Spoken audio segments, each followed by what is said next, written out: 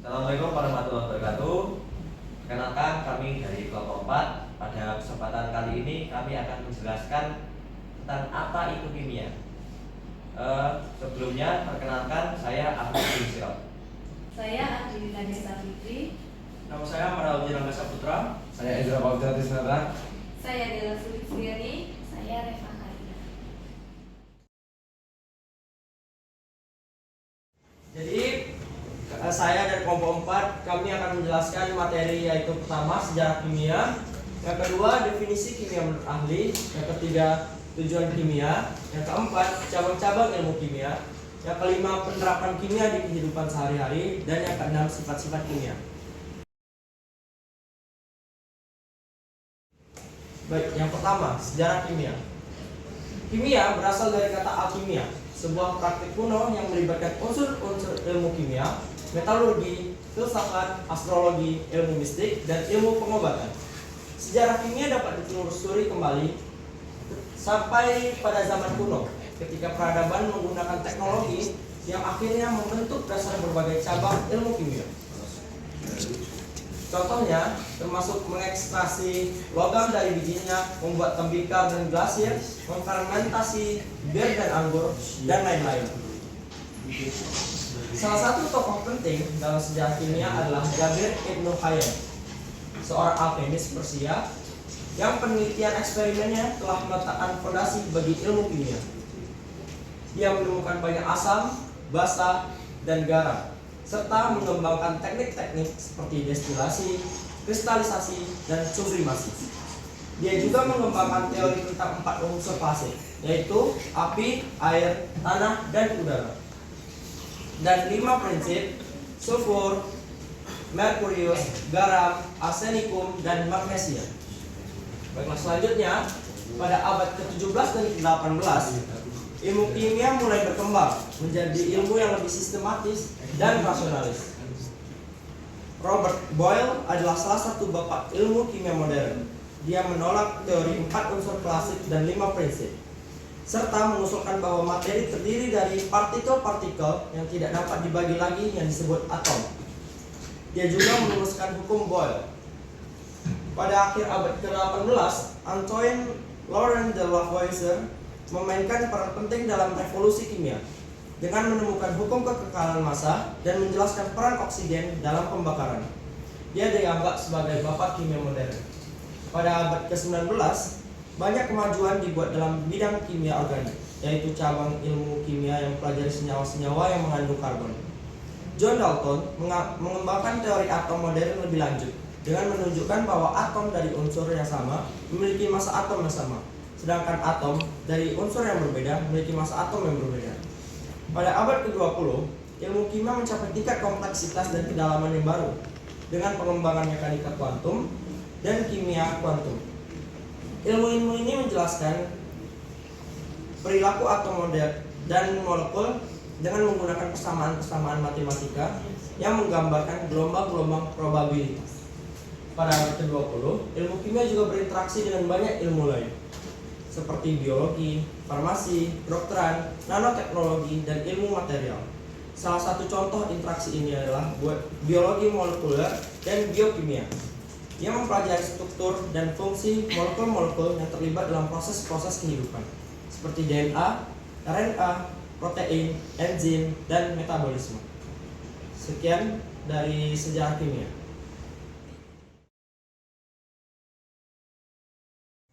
Baiklah, di sini saya akan memaparkan definisi kimia. Kimia merupakan ilmu tentang materi, sifatnya, strukturnya, perubahan atau reaksinya, serta energi yang menyertai perubahan tersebut. Kimia mengkaji sifat zat dan secara khusus mempelajari reaksi yang mentransformasi suatu zat menjadi zat lainnya. Kimia menyediakan pedoman untuk menyesuaikan sifat-sifat zat yang ada agar dapat memenuhi beberapa kebutuhan atau penerapan khusus, dan menciptakan bahan yang benar-benar baru yang dirancang sejak awal agar memiliki sifat tertentu yang diinginkan. Melalui semua keberhasilan itu, kimia telah memberi andil yang luar biasa dalam perbaikan produk pertanian, pengendalian penyebaran penyakit, peningkatan produksi energi, dan penurunan pencemaran lingkungan. Secara epistemologi bahasa, definisi dari ilmu kimia yang berasal dari kata bahasa Arab yaitu alkemi yang bermakna seni menyepuh logam dan mineral. Jadi ilmu kimia ini merupakan ilmu yang telah dikembangkan di daerah Arab kuno jauh sebelum peradaban di Eropa menjadi maju. Selanjutnya, saya akan memaparkan definisi kimia menurut para ahli. Yang pertama ada Chang. Menurut Chang, yang mendefinisikan ilmu kimia adalah ilmu yang mempelajari materi dan perubahannya. Zat-zat yang terlibat dalam perubahan kimia yaitu unsur dan senyawa. Yang kedua ada Brady.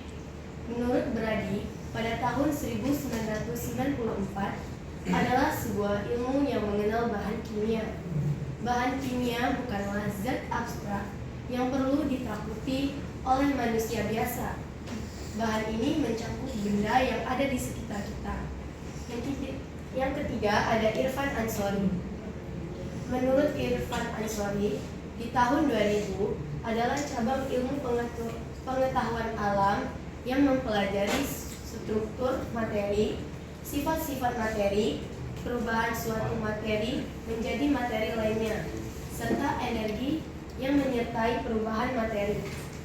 Yang terakhir ada Agung Nugroho Catur Saputro dan Irwan Nugraha. Di tahun 2008 mengemukakan bahwa definisi kimia merupakan ilmu pengetahuan alam yang mempelajari tentang materi yang meliputi struktur, susunan, sifat, dan perubahan materi serta energi yang menyertainya. Baiklah, sekian dari saya. Terima kasih. Berapa menit? Baiklah, di sini saya akan menjelaskan tentang tujuan utama dari kimia. Tujuan utama kimia adalah mempelajari tentang susunan, struktur, sifat, dan perubahan materi. Kimia juga mengkaji tentang reaksi-reaksi kimia yang terjadi antara zat-zat serta energi yang menyertai perubahan dan reaksi tersebut. Kimia bermanfaat untuk memahami fenomena-fenomena alam dan sintetis yang terjadi di sekitar kita, serta untuk mengembangkan teknologi dan inovasi yang dapat meningkatkan kualitas hidup manusia.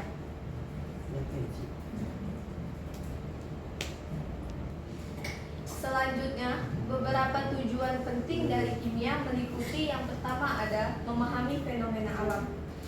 Memahami fenomena alam, kimia membantu kita memahami dunia di sekitar kita, termasuk sifat bahan-bahan alami dan sintetis, struktur atom, dan reaksi kimia yang terjadi dalam lingkungan kita.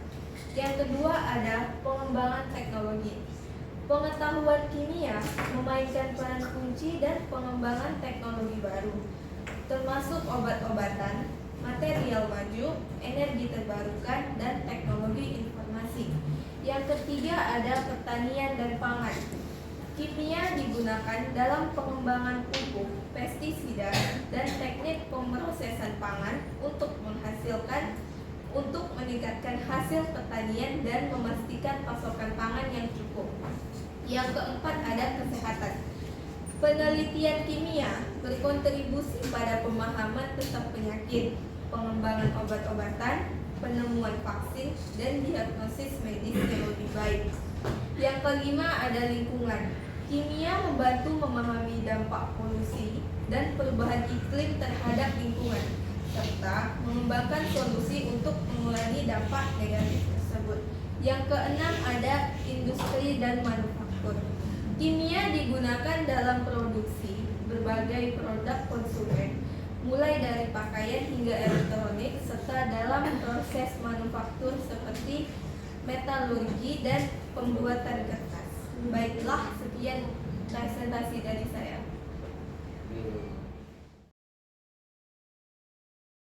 Untuk selanjutnya adalah sifat-sifat kimia.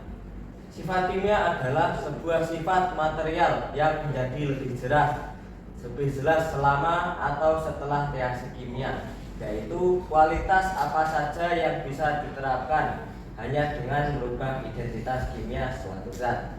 Dengan kata lain, sifat kimia tidak bisa ditentukan hanya dengan melihat atau menyentuh zat tersebut, di mana struktur internal zat harus berpengaruh supaya sifat kimianya bisa diselidiki.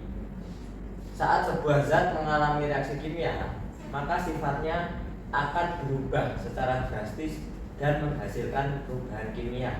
Ada beberapa sifat kimia, dari kemudahan terbakar, mudahnya membusuk, mudahnya meledak, berkarat, beracun, radioaktivitas, stabilitas kimia, kelarutan, elektronegativitas, pembentukan entalpi standar, panas dari pembakaran, dan bilangan koordinasi, dan lain sebagainya. Untuk flammability atau kemudahan terbakar, mudah terbakar di sini artinya bisa menyulut api. Contohnya bensin yang disulut oleh api. Saat kita memahami sifat dari bahan-bahan yang mudah terbakar, maka kita akan bisa dengan aman menggunakan zat tersebut untuk keperluan sehari-hari. Zat tersebut akan dibakar sehingga kemudian bisa kita tahu apakah zat yang kita gunakan mudah terbakar, sulit, atau bahkan tidak terbakar. Selanjutnya, mudah membusuk. Sifat kimia yang satu ini terjadi karena adanya reaksi kimia. Contohnya pada makanan, minuman yang semakin lama bisa menjadi asam. Itu diakibatkan oleh aktivitas biologi. Pada minuman atau makanan dapat terjadi reaksi kimia yang menyebabkan makanan menjadi mudah membusuk dan berubah rasa. Salah satu penyebab pembusukan adalah mikroorganisme, yaitu aktivitas biologis seperti jamur, ragi, ataupun bakteri. Selanjutnya, mudah meledak. Sifat kimia yang mudah meledak terjadi karena adanya interaksi antara zat dengan oksigen di alam. Salah satu contoh zat yang mudah meledak yaitu magnesium, natrium, dan juga hidrogen. Ledakan merupakan peningkatan volume dan pengeluaran energi dengan cara yang berbahaya, umumnya dengan pengeluaran suhu yang sangat tinggi dan menghasilkan gas. Selanjutnya adalah berkarat. Sifat kimia yang mudah berkarat atau korosi biasanya terjadi karena adanya reaksi antar logam dan oksigen di suatu benda. Benda yang berkarat karena terjadi sebuah reaksi yang menghasilkan zat jenis baru. Korosi atau karat merupakan hasil reaksi oksidasi suatu logam. Kemudian beracun. Beberapa zat mempunyai sifat kimia racun seperti halnya pestisida, insektisida, fungisida, rodentisida, dan herbisida. Itu merupakan senyawa yang beracun dan dimanfaatkan oleh kehidupan sehari-hari. Kemudian radioaktivitas. Radioaktivitas merupakan pancaran radiasi yang terjadi secara spontan. Hal ini dilakukan oleh inti atom karena alasan tertentu. Emisi radiasi dari atom yang memiliki inti tidak stabil adalah sifat kimia. Dalam tabel periodik unsur yang tidak mempunyai isotop stabil akan dianggap radioaktif. Beberapa unsur radioaktif tersebut antara lain karbon, hidrogen, berilium, kalsium, besi, dan zinc atau seng. Selanjutnya adalah stabilitas kimia. Sifat kimia yang satu ini ada di dalam lingkungan tertentu saja, biasanya disebut dengan stabilitas termodinamika sistem kimia, di mana hal itu mengacu pada stabilitas yang terjadi saat sistem kimia berada di dalam kondisi energi terendah atau dalam kondisi keseimbangan kimia dengan lingkungannya. Keseimbangan tersebut akan bertahan tanpa adanya batas waktu kecuali terjadi sesuatu untuk merubah sistem tersebut. Selanjutnya adalah kelarutan. Kelarutan diartikan sebagai jumlah maksimal suatu zat yang bisa larut di zat yang lainnya. Hal ini merupakan jumlah maksimum zat yang terlarut dan bisa dilarutkan di dalam pelarut pada kesetimbangan yang menghasilkan larutan hidup. Selanjutnya, elektronegativitas. Elektronegativitas merupakan sifat dari atom yang meningkat dengan kecenderungan untuk menarik elektron dari sebuah ikatan. Apabila dua atom saling terkait mempunyai nilai keelektronegatifan yang sama, maka mereka akan berbagi elektron secara merata di dalam ikatan kovalen. Selanjutnya, pembentukan entalpi standar. Formasi entalpi standar biasanya mengacu pada perubahan entalpo saat satu mol senyawa terbentuk dari unsurnya. Perubahan entalpi yang meliputi perubahan suatu mol senyawa dari unsur dengan semua zat dalam kondisi standarnya disebut dengan formasi panas standar. Kemudian ada ciri panas dari pembakaran. Karena nilai kalor atau nilai energi dari suatu zat biasanya bahan bakar ataupun makanan merupakan jumlah panas yang akan dilepaskan selama pembakaran dengan jumlah tertentu. Kemudian bilangan koordinasi di dalam kimia dan ilmu material serta di bilang koordinasi disebut dengan ligensi dari pusat atom atau molekul ataupun kristal, merupakan jumlah atom, molekul atau ison yang terikat padanya. Ya. Saya akan menjelaskan tentang cabang ilmu kimia. Cabang ilmu kimia yang pertama adalah agrokimia. Agrokimia adalah cabang kimia yang berkaitan dengan aplikasi kimia untuk produksi pertanian, pengolahan makanan, dan perbaikan lingkungan sebagai hasil dari pertanian. Ini adalah bidang yang sangat interdisipliner yang bergantung pada ikatan dengan banyak ilmu lainnya.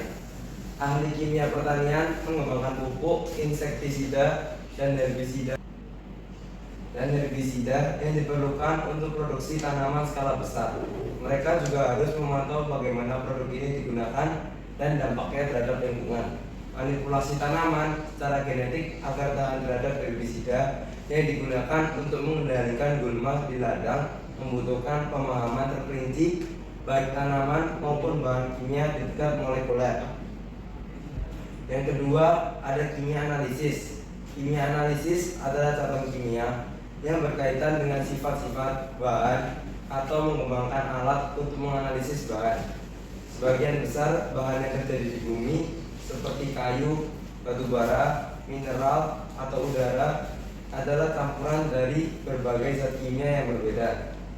Setiap zat kimia murni, misalnya oksigen, zat besi, atau air, memiliki seperangkat sifat karakteristik yang memberikan identitas kimianya tersendiri. Yang ketiga, ada biokimia. Biokimia adalah cabang kimia yang berkaitan dengan reaksi kimia yang terjadi di dalam organisme hidup serta reaksi dan proses kimia yang berlangsung di dalam organisme tersebut. Yang keempat, ada kimia industri. Kimia industri adalah cabang kimia yang menerapkan proses fisik dan kimia menuju transformasi bahan baku menjadi produk yang bermanfaat bagi umat manusia. Pembuatan, penjualan, dan distribusi produk kimia adalah salah satu pilar negara maju. Yang kelima, ada kimia organik. Kimia organik adalah cabang kimia berkaitan dengan kimia karbon dan makhluk hidup. Senyawa organik didasarkan pada kimia karbon. Karbon unik dalam variasi dan luasnya struktur yang dapat dihasilkan dari koreksi 3 dimensi atom atomnya.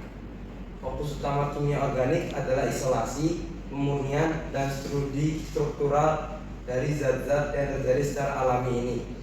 Banyak produk alami adalah molekul sederhana. Yang keenam, ada kimia anorganik. Kimia anorganik adalah cabang kimia yang berhubungan dengan struktur dan interaksi antara senyawa anorganik yang merupakan senyawa apapun yang tidak berbasis pada ikatan karbon hidrogen. Beberapa zat anorganik memiliki fitur struktural yang lama diyakini hanya terjadi pada senyawa karbon dan beberapa polimer anorganik bahkan telah diproduksi sendiri oleh manusia. Kimia lingkungan. Kimia lingkungan adalah cabang kimia yang terkait dengan proses kimia yang terjadi di air, udara, lingkungan darat, dan kehidupan, dan efek aktivitas manusia terhadapnya. Ini mencakup topik-topik seperti astrokimia, kimia atmosfer, pemodelan lingkungan, geokimia, kimia laut, dan remediasi polusi. Kimia lingkungan melibatkan pemahaman pertama tentang cara kerja lingkungan yang tidak terkontaminasi. Bahan kimia apa, dalam konsentrasi yang ada secara alami, dan dengan efek apa. Yang ke-8 ada kimia makanan. Kimia makanan adalah cabang kimia yang terkait dengan proses kimia semua aspek makanan. Banyak aspek kimia makanan bergantung pada biokimia, tetapi juga menggabungkan disiplin ilmu lain. Ahli kimia makanan meningkatkan kualitas, keamanan, penyimpanan, dan rasa makanan. Yang ke-9 ada geokimia. Geokimia adalah studi tentang komposisi kimia dan proses kimia yang terkait dengan bumi dan planet lainnya. Ahli geokimia menggabungkan kimia dan geologi untuk mempelajari susunan dan interaksi antara zat yang ditemukan di bumi. Ahli geokimia dapat menghabiskan lebih banyak waktu dalam studi lapangan daripada jenis kimiawan lainnya. Banyak yang bekerja untuk survei geologi Amerika Serikat atau Badan Pelindungan Lingkungan dalam menentukan bagaimana operasi penambangan dan limbah dapat mempengaruhi kualitas air dan lingkungan. Yang terakhir ada kimia fisika. Sifat kimia dan fisika adalah cabang kimia yang menerapkan fisika untuk mempelajari kimia. Mekanika kuantum dan termodinamika adalah contoh disiplin ilmu kimia fisik. Kimia fisika berupaya mengukur, menghubungkan, dan menjelaskan aspek kuantitatif dari proses kimia. Untuk sebagian besar abad ke-18, sumber keteraturan matematis dalam sistem kimia kerap kali diasumsikan sebagai rangkaian gaya dan medan yang mengelilingi jenis partikel atom, sehingga pada akhirnya membentuk unsur-unsur dan senyawa kimia.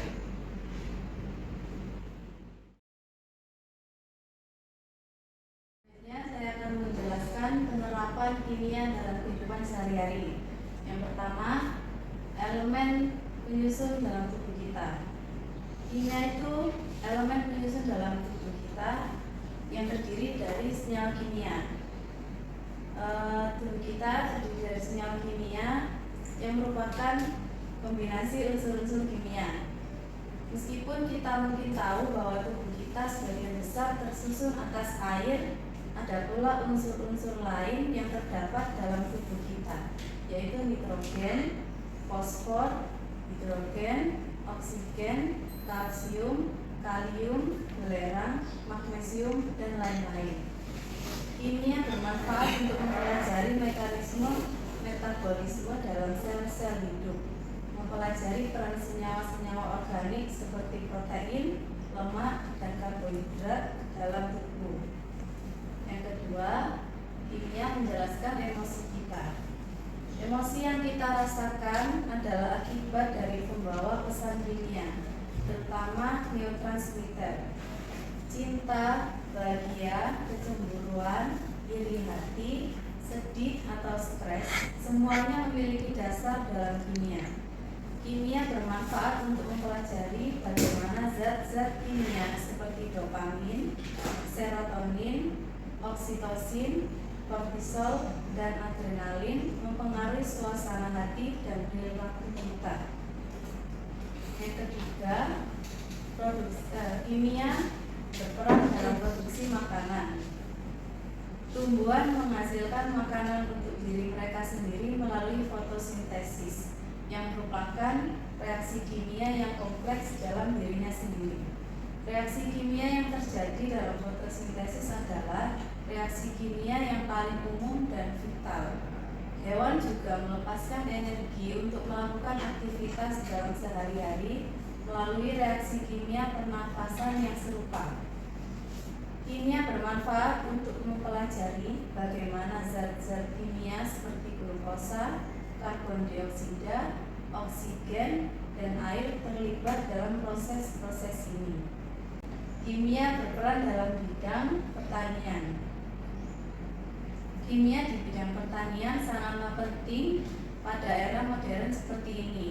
Kemajuan dari ilmu kimia berperan dalam penemuan dan pembuatan komposisi baru pada pertanian seperti pada pembuatan obat pembasmi hama yang notabene terdiri dari bahan-bahan kimia. Kemudian sekarang ini juga telah berkembang banyak jenis dari pupuk-pupuk kimia di pasaran yang juga merupakan hasil dari kemajuan ilmu kimia di bidang pertanian. Kimia bermanfaat untuk mempelajari bagaimana zat-zat kimia seperti pestisida, herbisida, fungisida, dan pupuk mempengaruhi tanaman dan lingkungan. Berikutnya, kimia berperan dalam bidang permesinan. Ilmu kimia juga bermanfaat untuk mempelajari sifat dan komposisi logam yang baik untuk pembuatan mesin, mempelajari sifat mesin, komposisi bahan bakar, dan minyak pelumas mesin. Kimia bermanfaat untuk mempelajari bagaimana zat-zat kimia seperti besi, tembaga, aluminium, bensin, solar, dan oli berinteraksi dengan mesin dan lingkungan. Sekian, terima kasih. Sekian penjelasan dari Bapak kami tentang apa itu kimia. Ada kurang lebihnya mohon maaf. Wassalamualaikum warahmatullahi wabarakatuh. Terima kasih.